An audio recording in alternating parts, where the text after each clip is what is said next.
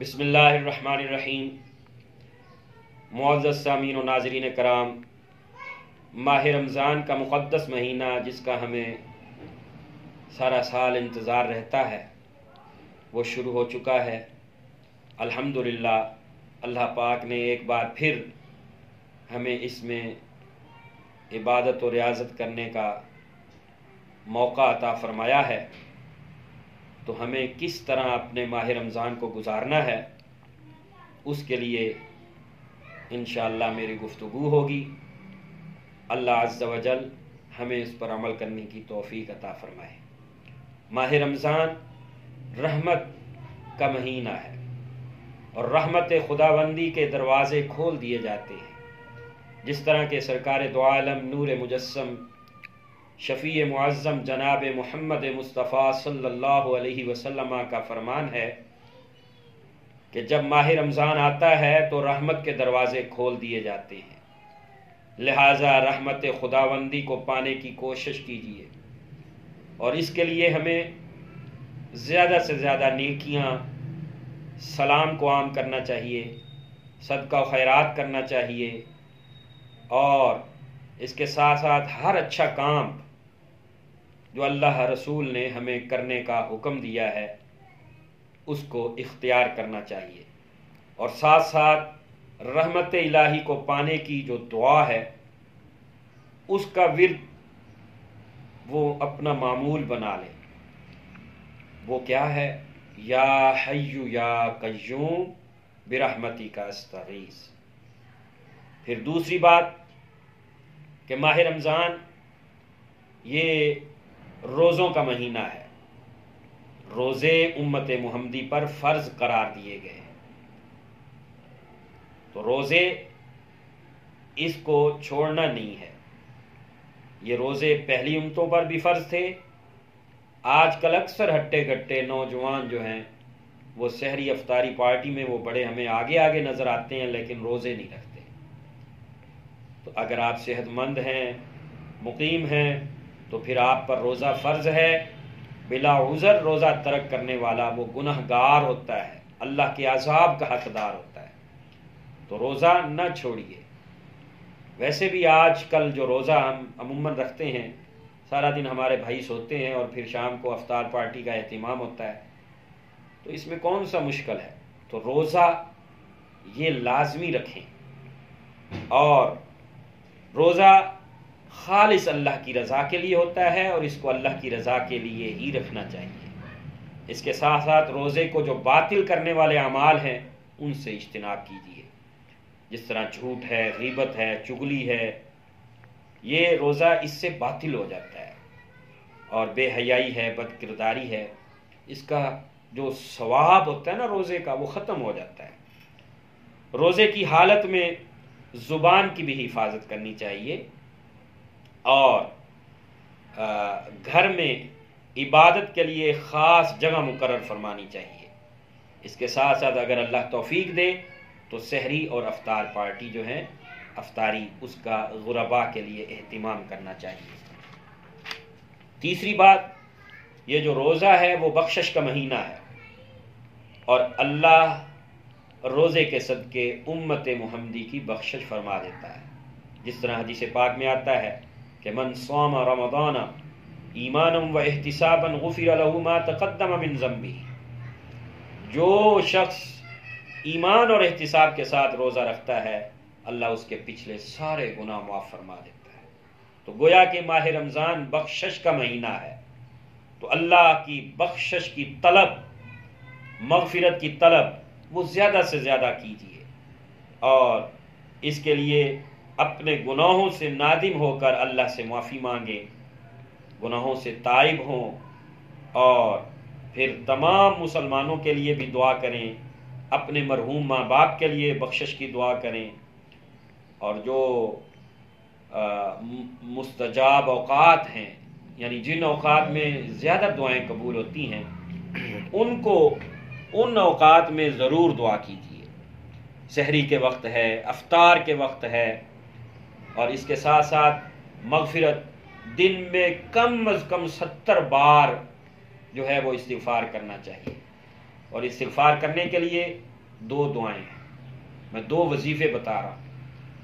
Number 1 استغفر اللہ ربی من کل ذنب واتوب الیہ، اور نمبر 2 استغفر اللہ العظیم الذی لا الہ الا هو الحی القیوم واتوب الیہ۔ جب یہ آپ دعائیں پڑھیں گے انشاءاللہ اللہ عز و جل آپ کی خطاؤں کو معاف فرما دے گا۔ اس کے ساتھ ساتھ ماہ رمضان تقوی کا مہینہ ہے، اور روزے کی بنیادی روزے کا مقصد جو ہے وہ بھی تقوی کا حصول ہوتا ہے، ہمارا من صاف ہو جائے، ہمارا دل صاف ہو جائے۔ تو لہٰذا اس مہینے میں تقوی حاصل کرنے کی کوشش کیجیے، اپنے دل کی صفائی کو کرنے کی کوشش کیجیے۔ اللہ کے نبی نے بھی ارشاد فرمایا کہ روزہ لیس الصیام من الاکل والشرب، یعنی روزہ کھانے پینے کا نام نہیں ہے۔ اللہ کے نبی نے ارشاد فرمایا کہ روزہ جماع سے، بے حیائی سے، بد کرداری سے بچ جانے کا نام ہے۔ ایک اور مقام پہ فرمایا کہ بہت سے روزے دار ایسے ہیں کہ سوائے بھوک کے انہیں اور کچھ حاصل نہیں ہوتا، اور بہت سے قیام کرنے والے ایسے ہیں سوائے بیداری کے انہیں اور کچھ حاصل نہیں ہوتا۔ تو روزے کا اصل مقصد تو تقوی ہے، اور اللہ کے نزدیک متقی سب سے زیادہ قریب ہوتا ہے، اللہ کو محبوب ہوتا ہے۔ تو لہٰذا روزہ رکھنے کے بعد تقوی، تواضع، صبر، ان جیسی صفات کو اپنائیں۔ روزہ جس طرح پیٹ کا نام، یعنی پیٹ کو بھوکا رکھنے کے ساتھ ساتھ کانوں کا بھی روزہ رکھیں، پیٹ کے روزے کے ساتھ ساتھ آنکھ کا روزہ رکھیں، کان کا روزہ رکھیں، ہاتھ پاؤں اعضاء ان کا بھی روزہ، یعنی کہ کانوں سے آپ گانے نہ سنیں، زبان سے آپ جھوٹ نہ بولیں، گالی گلوچ نہ کریں، آپ آنکھوں سے بری چیزیں مت دیکھیں، گناہ کے کام مت دیکھیں۔ اور تقوی حاصل کرنے کے لیے جو میں دعا آپ کی خدمت میں عرض کر رہا ہوں وہ یہ ہے، اللہم انی اسألک الہدی والتقی والعفاف والغنی۔ بس یہ دعا جو ہے انشاءاللہ پڑھیے، اللہ تعالیٰ کے نزدیک آپ متقی ہو جائیں گے۔ اس کے ساتھ ساتھ یہ مہینہ صبر کا مہینہ ہے، تو صبر کو اختیار کیجیے، اور صبر کی جزا اللہ تعالیٰ جو ہے وہ خود بن جاتا ہے، ان اللہ مع الصابرین۔ اور حضور علیہ الصلوۃ والسلام کا فرمان علی شان ہے، وَهُوَ شَهْرُ الصَّبْرِ وَثَوَابُهُ الْجَنَّةُ، یہ صبر کا مہینہ ہے، اور صبر کا ثواب اللہ جنت کی صورت میں عطا فرماتا ہے۔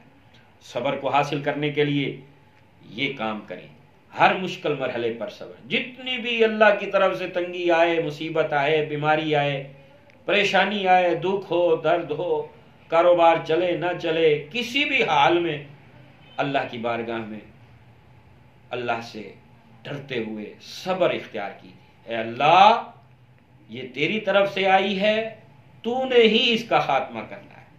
زبان کی حفاظت کریں، غصے پر قابو پائیں، اور اس کے ساتھ ساتھ اگر دوسروں میں غصہ دیکھیں تو ان کو بھی صبر کی تلقین کریں۔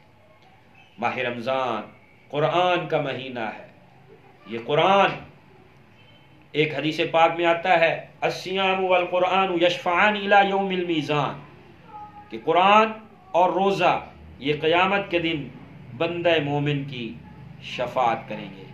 اور بھی بے شمار احادیث ہیں۔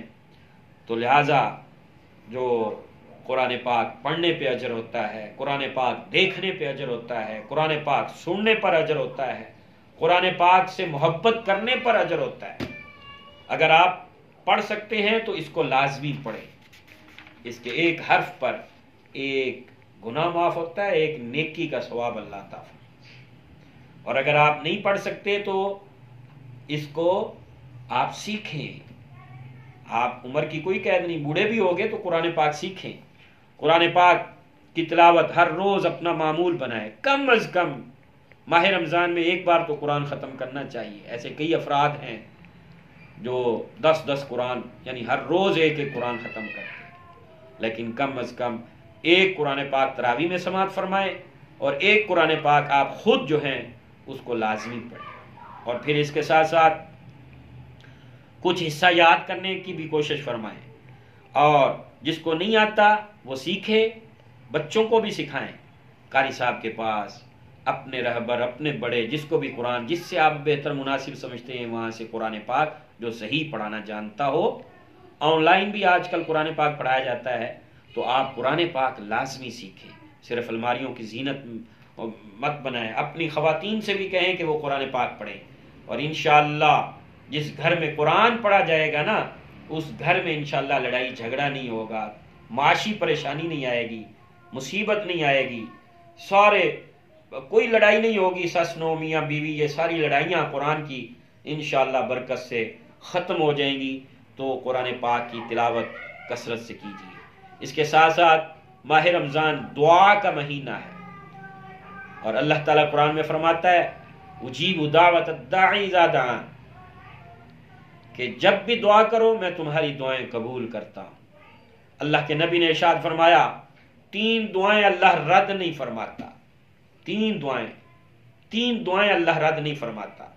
نمبر 1، والد کی دعا اللہ رد نہیں فرماتا، تو اپنے ماں باپ سے بھی دعائیں لینے کی کوشش کیجیے۔ نمبر 2، دعوت الصائم، روزے دار کی دعا اللہ رد نہیں فرماتا۔ نمبر 3، ودعوت المسافر، مسافر کی دعا، یہ بھی اللہ رد نہیں فرماتا۔ تو دعا یہ اپنا معمول بنائیں، تنہائی میں، سحری میں، افطاری میں اللہ دعائیں قبول فرما لیتا ہے۔ اسی طرح رو کر گڑ گڑا کر دعا جو ہے نا، وہ روایتی کے مت کیجیے، جس طرح ہم نے رٹی ہوئی دعائیں ہیں، ہمیں پتہ ہی نہیں ہم کیا کہہ رہے ہیں۔ تو دعا دل سے آواز کا نام ہے۔ آپ کو کوئی تکلیف تو آپ اللہ سے اپنا جو دل کا درد ہے وہ بیان کیجیے، اور اللہ تعالی ہماری دعاؤں کو سننے والا ہے۔ اللہ تعالیٰ اپنے نیک بندوں کے صدقے انشاءاللہ ہماری دعاؤں کو قبول فرما لے گا۔